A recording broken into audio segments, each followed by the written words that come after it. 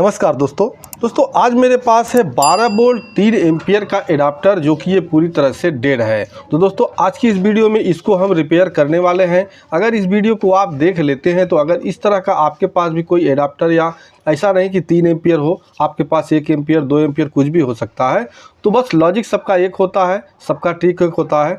तो अगर इस वीडियो को देख लेते हैं तो आपका मतलब एडाप्टर जो भी होगा अगर डेड होगा तो उसको आप रिपेयर कर लेंगे।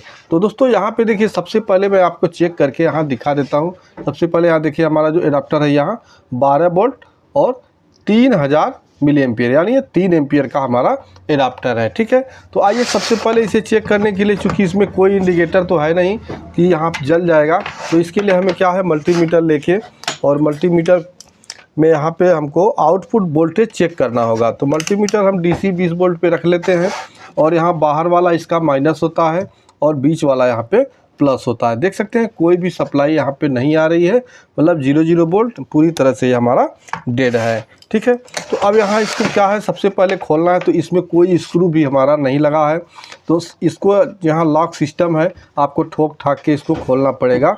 ठीक है, क्योंकि ये लॉक रहता है, जो आपका स्क्रू होता तो आराम से खुल जाता, लेकिन ये लॉक वाला है तो इसको मैंने देखिए ठोक ठाक के बड़ी मुश्किल से इसको खोल दिया है। ठीक है, इस तरह से खोल देने के बाद आपका किट कुछ इस तरह से यहाँ पे जो भी आपके मतलब ब्रांडेड कंपनी का ओरिजिनल कंपनी का होगा वो आपका इस तरह से चार्जर देखने को मिलेगा।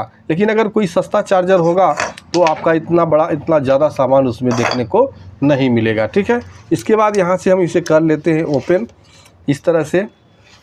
ठीक है, इस तरह से ओपन करने के बाद देखिए अब यहाँ पे किसी भी चार्जर में कोई भी चार्जर हो आपका, तो सबसे पहला आपको पॉइंट कहाँ ढूंढना होता है, जहाँ से हमारी सप्लाई इन हो रही है। जैसे कि यहाँ पे देख सकते हैं, यहाँ पे हमारी जो सप्लाई इन हो रही है ज़्यादा फॉल्ट वहीं से हमको देखने को मिल जाते हैं। ठीक है, तो और एक बार पूरे सर्किट को हम इस तरह से देख लेंगे कि यहाँ कोई पार्ट ऐसे तो नहीं जो असेंबली कंपोनेंट लगे हुए हैं, यहाँ पे कोई ऐसा कंपोनेंट तो नहीं जो जल के एकदम धुआं हो गया हो, क्योंकि असेंबली कंपोनेंट हमें आसानी से मिल नहीं पाते हैं। बाकी जो इधर के कंपोनेंट बड़े बड़े जो कंपोनेंट हैं ये हमको आसानी से मिल जाते हैं। ठीक है, तो इधर अगर आपका ज़्यादा फॉल्ट हो गया है, ज़्यादा जल गया है, तो कोशिश न करिए रिपेयर करने का, नया ले लीजिए। लेकिन अगर इधर के कुछ पार्ट जो जले हुए हैं, ख़राब हुए हैं, तो इनको आप चेक करके बड़ी आसानी से रिपेयर कर सकते हैं। तो दोस्तों यहाँ पे जैसे ही हमने चार्जर को खोला तो यहाँ पे देख सकते हैं, देखिए यहाँ पे एक पार्ट हमको यहाँ पे एकदम पूरा फूटा हुआ नज़र आ गया। ठीक है, यहाँ देख सकते हैं पूरा फूट गया। देखिए इस तरह से ये पूरा फट गया है। इसके बाद और पार्ट हमको यहाँ आउटपुट में हमको 2 कैपेसिटर यहाँ पे जो इसके फूले हुए नज़र आ रहे हैं। शायद आपको कैमरे में ना दिख रहा हो वीडियो में, लेकिन यहाँ पे हमारे दोनों कैपेसिटर फूल चुके हैं। अब इसको हमें प्रॉब्लम ढूंढना है कि इसमें आखिर फॉल्ट क्या है। तो इसके लिए क्या है, पहले आपको सर्किट भी यहाँ जानना होगा कि हमारी सर्किट यहाँ पे कहाँ से कहाँ सप्लाई जा रही है। तो दोस्तों यहाँ पे देख सकते हैं ये 2 वायर हमारे जुड़े हुए। ठीक है, ये एक वायर ये हो गया, एक वायर यहाँ हो गया। ठीक, तो ये जो रेड वाला वायर है यहाँ पे जुड़ा हुआ है। इसके बाद ठीक यहाँ से एक फ्यूज लगा हुआ है, यहाँ पे देख सकते हैं एक ब्लैक सा ये फ्यूज लगा हुआ है। ठीक है, यहाँ से होकर सप्लाई यहाँ पे आई। इसके बाद यहाँ ये आ गया, यहाँ पे हमारा MOB लगा हुआ है, देखिए यहाँ पे। ठीक है, एक पॉइंट इसका लगा हुआ है, दूसरा यहाँ ब्लैक वाला डायरेक्ट यहाँ पे है। तो यहाँ इन दोनों के बीच में हमारा MOB लगा हुआ है, इन दोनों के बीच में। ठीक है, तो यहाँ जब MOB हमारा शॉर्ट कर गया यानी फट गया है, तो जाहिर सी बात है हमारा फ्यूज भी यहाँ पे ओपन हो गया होगा। ठीक है, लेकिन अब मल्टीमीटर से हम चेक करेंगे। यहाँ पे मल्टीमीटर को हम रख लेंगे बजर मोड में। दोस्तों मैं बहुत सटीक आपको बताने जा रहा हूँ, इस तरह का अगर आपके पास भी होगा तो बड़े आसानी से आप बहुत कम समय में आप इसको रिपेयर कर लेंगे। और ये भी बताऊँगा कि रिपेयर करने लायक है या नहीं है। ठीक है, तो यहाँ पे देखिए सबसे पहला हम यहाँ फ्यूज़ चेक कर लेंगे। फ्यूज़ को चेक करेंगे तो यहाँ मल्टीमीटर इस तरह से लगाएंगे कंटिन्यूटी बजर मोड में।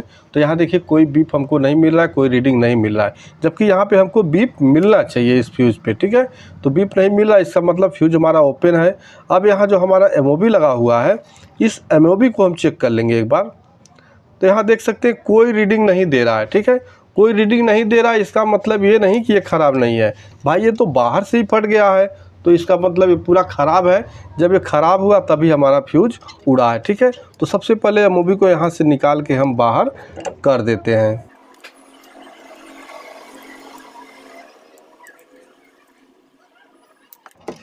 ये देखिए दोस्तों, हमारा जो एमओबी है पूरा 2 भागों में इस तरह से बढ़ चुका है, ठीक है। यानी ये पूरा तरह से ख़राब है। अभी अलग अलग हो गया, इसीलिए हमको यहाँ बीप किया कोई रीडिंग नहीं दे रहा था, ये निकल गया। अब आपको देखिए यहाँ चेक करना ये क्या है कि यहाँ से जब हमारा ब्रिज रेक्टिफायर लगा होगा, ठीक है, ब्रिज रेक्टिफायर से यहाँ से ब्रिज रेक्टिफायर से फिर हमारा जब सप्लाई आउट होगा तो यहाँ आपको मेन फिल्टर देखने को इस तरह से मिल जाएगा। ये जो सबसे बड़ा कैपेसिटर होगा ये आपका मेन फिल्टर का काम करता है। तो आपको यहाँ पे सबसे पहला चीज़ चेक कर लेना होगा कि इस कैपेसिटर पे यहाँ कोई शॉर्टिंग तो नहीं बता रहा है। अगर शॉर्टिंग बताता है तो आपका इसमें ज़्यादा काम होगा, अगर शॉर्टिंग नहीं बताता है तो इसमें समझ लीजिए आपका हल्का फुल्का फॉल्ट है, ठीक है। तो यहाँ पे इस तरह से कंटिन्यूटी रेंज में रख के और फिर यहाँ पे चेक करेंगे आप। यहाँ अगर बराबर बीप देता है, बीप बराबर देता है, जैसे यहाँ पे बीप एक बार देखिए और बंद हो गया, ठीक है। अगर बराबर यहाँ पे बीप दे रहा है तो इसका मतलब यहाँ शॉर्ट है। तो यहाँ पे हमारा रीडिंग दे रहा है, यानी यहाँ शॉर्टिंग नहीं है, ठीक है। तो यहाँ देखिए फिर दूसरे साइड से मैंने लगाया तो यहाँ रीडिंग दे के और फिर यहाँ पे 0-1 आ गया, ठीक है। इसके बाद फिर एक बार और चेक कर लेंगे, देखिए इस तरह से यहाँ पे रीडिंग, तो हमारा यहाँ पे रीडिंग आ रहा है, फुल बीप नहीं आ रहा है। इसका मतलब हमारे इस सर्किट में अभी यहाँ पे जैसे यहाँ पे हमारा जो मॉसफेट लगा हुआ है, ठीक है, ये नहीं ख़राब है, ये शॉर्ट नहीं है, इसका मतलब ये हुआ। और हमारा कैपेसिटर वगैरह भी ओके है।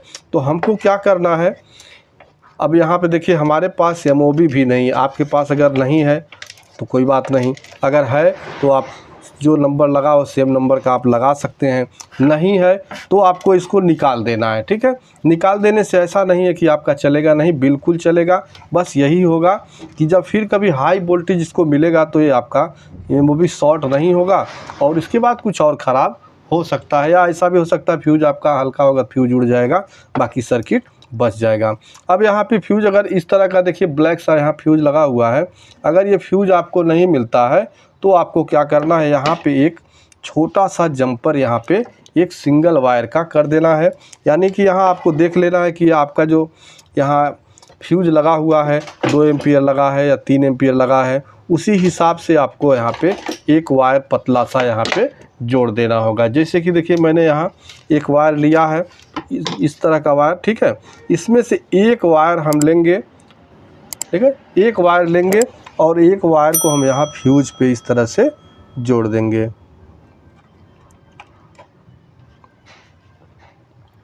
फ्यूज हमें निकालने की ज़रूरत नहीं है, क्योंकि फ्यूज हमारा वो ऑलरेडी ख़राब है, उधर से हम जोड़ेंगे नहीं, तो बाहर से ही हम यहाँ पे फ्यूज इस तरह से जोड़ लेंगे। अगर आपके पास फ्यूज मिल जाता है तो आप फ्यूज भी लगा सकते हैं, ठीक है।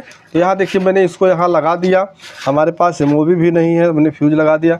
अब यहाँ पे आउटपुट पे आप 2 कैपेसिटर हमारे यहाँ ख़राब हैं, ठीक है। अगर हम इसी वक्त यहाँ सप्लाई देते हैं, हो सकता है ये शॉर्टिंग हो या लीकेज हो, तो फिर हमारा अगर यहाँ सही भी होगा तो फिर ख़राब हो सकता है। तो ऐसे में हमें करना क्या है, इन दोनों कैपेसिटर को यहाँ से पहले निकाल लेंगे। तो यहाँ पे दोस्तों हमने दोनों कैपेसिटर को निकाल लिया, क्योंकि दोनों हमारे पैरेलल में यहाँ कैपेसिटर लगे थे आउटपुट पे। अब यहाँ आउटपुट और इनपुट की बात जो होती है, यहाँ देखिए आधे से इधर आपका इनपुट होगा, इधर हाई वोल्टेज होता है, और आधे से इधर यहाँ पे आपका आउटपुट होता है, यहाँ पे आपको लो वोल्टेज मिलेगा, ठीक है। तो यहाँ पे हाथ आपको नहीं लगाना है सप्लाई चलते वक्त, इधर आप हाथ लगा सकते हैं, करंट नहीं लगेगा। लेकिन हाथ लगाने की ज़रूरत ही क्या है भाई, डेंजर तो डेंजर होता है, ठीक है, सप्लाई कहीं भी लग सकती है। तो आपको सावधानी से इन सब कामों को करना होगा। अब यहाँ पे देखिए कैपेसिटर तो हमारा तो फूला था, ठीक है। अगर आपका नहीं फूला है तो यहाँ लगा के चेक कर लीजिए, लेकिन हमारा फूला हुआ था तो हमें इस कैपेसिटर को बदलना पड़ेगा। तो यहाँ पे क्या, हमारा जो यहाँ कैपेसिटर लगा हुआ है 1500 UF 16 वोल्ट, ठीक है। अब ऐसे में अगर आपका भी ये कैपेसिटर ख़राब है और आपके पास सेम नंबर का नहीं है तो कैसे लगाना है। तो जैसे कि मेरे पास देख सकते हैं यहाँ जो कैपेसिटर है ये हमारे पास 1500 UF तो नहीं है, लेकिन यहाँ पे 470 UF है, ठीक है। तो ये कम है, क्योंकि इसका UF कम हो जा रहा है। ये इस तरह से यहाँ आपका हुआ 1500 UF और यहाँ हमारे पास 470 यूएफ है। तो हम इसे न लगा के हमारे पास अब 1000 यूएफ का जो होगा हम उसको यहाँ पे लगाएंगे। देखते हैं अगर 1000 यूएफ हमारे पास मिल जाता है तो 1000 यूएफ भी लगा सकते हैं। अब यहाँ लगाने का एक मेथड ये समझ लीजिए, जो यहाँ पे लिखा हुआ है 16 वोल्ट, ठीक है, यानी कि इससे कम वोल्टेज का आपको नहीं लगाना है। वोल्टेज आपका ज़्यादा रहे, 25 वोल्ट रहे, 50 वोल्ट रहे, 35 वोल्ट रहे। यूएफ आप इधर उधर भी कर सकते हैं, जैसे यहाँ 15 है तो यहाँ 2200 भी लगा सकते हैं। 1000 लगा देंगे तो भी आपका काम चलेगा, ठीक है। तो यहाँ पे देखिए मेरे पास है यहाँ पे ये 1000 यूएफ और 25 वोल्ट, ठीक है। तो मैं 2 कैपेसिटर 1000 और 25 का यहाँ पे लगा देता हूँ। अब यहाँ पे लगाते वक्त आपको विशेष ध्यान रखना ये है कि आपका प्लस माइनस कहीं गलत ना हो, क्योंकि अगर प्लस माइनस आपका गलत हो गया तो आपका कैपेसिटर गर्म होके फट जाएगा। तो यहाँ पे आपको प्लस माइनस का ध्यान देना होगा। अब नया कैपेसिटर जब आप लेंगे तो छोटा वाला जो लेग होगा इसका माइनस होगा, बड़ा वाला प्लस होगा, और इस पे आपका मेंशन भी रहता है, माइनस जिस साइड में होगा उस साइड में इस तरह से मेंशन रहता है, ठीक है। पीसीबी में आप जब देखेंगे तो यहाँ पे देखिए एक साइड पूरा ब्लैक ब्लैक यहाँ आपको नज़र आ रहा होगा, ठीक है, और एक साइड में पूरा खाली है। तो जो खाली वाला साइड है वो प्लस होता है और जिधर पूरा ब्लैक है वो आपका माइनस होता है। तो ठीक इस तरह से प्लस माइनस को देख के आपको यहाँ पे लगाना है। यहाँ दोनों कैपेसिटर को लगा दिया है, ठीक है। इसके बाद इसका स्टार लेग हम काट देते हैं। अब यहाँ आपको अब इसकी टेस्टिंग जो करना है वो आपको सीरीज लाइन में ही चेक करना है। तो जैसे कि मेरे पास यहाँ पे सीरीज बोर्ड है तो इस सीरीज बोर्ड में ही मैं इसे चेक करूँगा, क्योंकि अगर आप इसे डायरेक्ट लगा देते हैं और कोई पार्ट और आपका ख़राब होगा, शॉर्टिंग हल्का फुल्का भी होगा, तो आपका समझ लीजिए पूरा चार्जर भी ख़राब हो सकता है, ठीक है। तो यहाँ पे देखिए सीरीज लाइन में मैं इसको यहाँ पे लगा देता हूँ, ठीक। अब लगा देने के बाद चूँकि यहाँ तो वोल्टेज चेक नहीं होगा तो इसके आउटपुट पे हमें वोल्टेज यहाँ पे चेक करना होगा। तो आउटपुट में जैसा कि मैंने बताया यहाँ पे हमारा बाहर वाला माइनस है और बीच वाला प्लस है। तो दोस्तों यहाँ पे आप देख सकते हैं जो हमको 12.18 यानी हमको 12 वोल्ट जो हमारा एडाप्टर है ये प्रॉपर सप्लाई हमारा आने लगा। तो आपने देखा कि हमारे इस चार्जर में यहाँ 2 कैपेसिटर ये ख़राब और हमारा एमओबी ख़राब और फ्यूज ख़राब, ठीक है। तो एमओबी आप नहीं लगाएंगे तो भी आपका ये ऑन हो जाएगा। अगर आपके पास है सेफ्टी के लिए आप इसे लगा सकते हैं, ठीक है। नहीं है तो भाई इस तरह से अब लगा दीजिए, आपका काम चल जाएगा। अब इसको फटाफट मैं पैक कर लेता हूं। तो दोस्तों फाइनली हमारा ये चार्जर बनके कंप्लीट हो गया। वीडियो आपको कैसा लगा कमेंट बॉक्स में ज़रूर बताइएगा। वीडियो पसंद आया हो तो भाई वीडियो को एक लाइक ज़रूर कर दीजिएगा। मिलते हैं नेक्स्ट वीडियो में, तब तक के लिए नमस्कार।